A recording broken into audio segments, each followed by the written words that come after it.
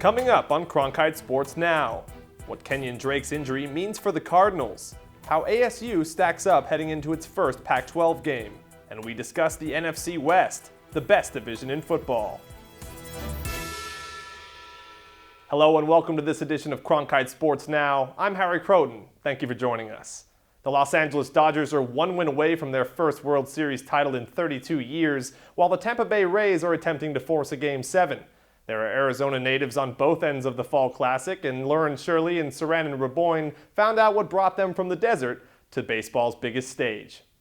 Los Angeles Dodger Cody Bellinger and Tampa Bay Ray Aaron Slager grew up in different parts of the valley. Now, the two teams they play for are facing off in the World Series. I'm just grateful that he's been able to get to this level. How many make it to play in Major League Baseball or minor league baseball? It dwindles down, and so you're just grateful that he's been able to get to that. It sounds crazy, but it's nothing new. I mean, first he's Rookie of the Year. He went to the World Series, and later on he becomes the MVP. That was another great moment for everybody in Chandler and the people who know Cody. One thing that these Valley boys have in common is that they had a unique journey to get to baseball's biggest stage. He missed his freshman year. He wasn't that big. It took him a couple of years in high school. He wasn't all that right away. He wasn't always the big star on the team. And between his junior and senior year, actually, he had huge separation from his right arm to his left shoulder in regards to growth plates. He didn't pick up a baseball for a year, and that was what was recommended. And he was shut down. Despite the setbacks they've both faced, they've both made the Arizona communities proud. But now those fans have to pick their allegiance for which team they want to root for. Most of my life, I've been a Dodger hater. But I've come to watch him almost every night, and I pull for him. So I hope he gets to experience the World Series victory and what that's all about. I mean, we moved when Aaron was like 4 years old, just about 4, to Arizona. And we've lived in the same house in McDowell Mountain Ranch since. And so, he played Little League at McDowell Mountain Ranch. And, he went to high school at Notre Dame Prep, which is right there. Everything he's done for baseball has been based in Arizona. While Bellinger and Slager live out their dream at the World Series, they will both always have a place back home in the desert. Reporting for Cronkite News, I'm Lauren Shirley. And I'm Saran Raboyne. Aaron Slagers is not on the Rays World Series roster, but he'll be cheering on his team tonight for Game 6. Cody Bellinger, meanwhile, has driven in 3 runs through the first 5 games of the series for the Dodgers.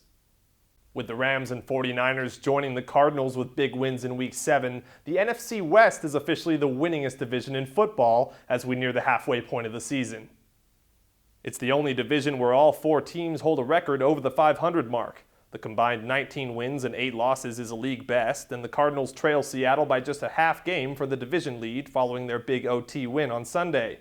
Seattle is 0-4 against NFC West teams over its last 12 games and still has 5 division games remaining on the schedule, including a rematch against the Cardinals on November 19th. The Cardinals will need to tweak their game plan following this week's bye. They'll be without running back Kenyon Drake, who left Sunday's game with a high ankle sprain. The team expects Drake to return at some point this season, but for now, Chase Edmonds gets the call. Edmonds says he's ready to build on his strong start to the season. From the start of before even COVID was beginning, I just kept working every single day. Me, Kirk, Trent, just working behind closed doors. You work like that for opportunities like this.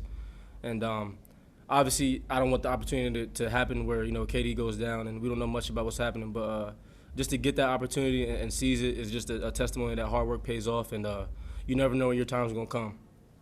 As we near the halfway point of the NFL, the Indoor Football League has already begun preparations for its 2021 season. The Arizona Rattlers will hold open tryouts on November 7th at the Gene Autry Sports Complex in Mesa. With that date drawing near, Rattlers players are featured on the team's Twitter page to talk about their experience and encourage others to join the squad. All-IFL defensive back Dylan Winfrey has this to say to potential prospects. Manifest it, whatever you believe in, whether it be God, the universe, energy, whatever it is, yourself, tap into that. Make it go happen so we can see you out there on the weekends in the snake pit. Good luck, guys. Pac-12 football is fast approaching, and ASU was left out of the latest AP Top 25 poll. But Hadley Heck shows us the Sun Devils could be in for a successful shortened season as one of the nation's underdogs. Fall camp is in full swing, and the ASU football team is preparing for a season unlike any other. They head to USC for their season opener on November 7th. That first game, there's a lot of anxiety, right? And there's a lot of emotion and people fatigue.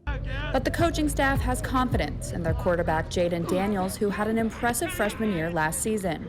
Jaden is very composed, and whether it's the highs and lows of practice, whether it's meetings, whether it's whatever it is, he kind of takes it all in stride, and that's not something that you can teach. Although he's only a sophomore, Daniels is one of the most experienced skill position players on the team. This season, he's stepped into a major leadership role. Skill position-wise, the only people that have the playing experience that play the college football season fully is me and Frank. So we kind of take that role upon, like, okay, we got to teach the guys that haven't played the ropes of how to handle the ins and outs of everything that's going on. One of the major question marks for the Sun Devils this year is the running back position. They're looking to replace Eno Benjamin, who now plays in the NFL for the Cardinals. Offensive coordinator Zach Hill says there's lots of competition within the running back group for the starting role. Again, we're trying to see which guys fit which plays, but also which of those guys can process what we're doing and who's making the most mental errors. I know Zach believes in having 3 backs, and I think it's like anything else. It's once you start playing football games, how you use those guys is very important, and the production that they bring to the table. The offense is also working to get their tight ends more involved in the passing game. Curtis Hodges has been the main target among that group. He's making the tough catches, using that long frame that he has. We're setting him up for the mismatch against linebackers or the smaller safeties, and he just got to go out there and make the plays. On the defensive side of the ball, experienced corners Jack Jones and Chase Lucas provide a sense of confidence for co-defensive coordinator Marvin Lewis. To play that position, you got to have both ability and confidence, and they both, I think, have that. But secondly, I think the opportunity for them to help relay information to the rest of the defensive football team, and so they give me confidence in that. With a handful of days until the start of the season, the Devils will have to make quick decisions on their opening day starters. With Cronkite News, I'm Hadley Heck. The Sun Devils will have a chance to gain some early recognition in their Week 1 matchup against the Trojans, who are currently ranked 23rd on the poll. Today's the last day to vote by mail in Arizona, and the Phoenix Mercury took to social media to remind fans to get those ballots in. A Twitter post features guard Sophie Cunningham and the words, "Make your voice heard."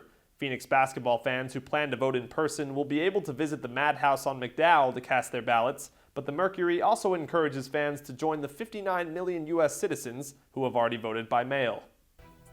And that'll do it for this edition of Cronkite Sports Now. Thanks very much for tuning in, and don't forget to follow @SportsCronkite on Twitter for daily sports updates throughout the Valley. Special thanks to our producer Henry Steiner, and we'll see you right here tomorrow on the next one.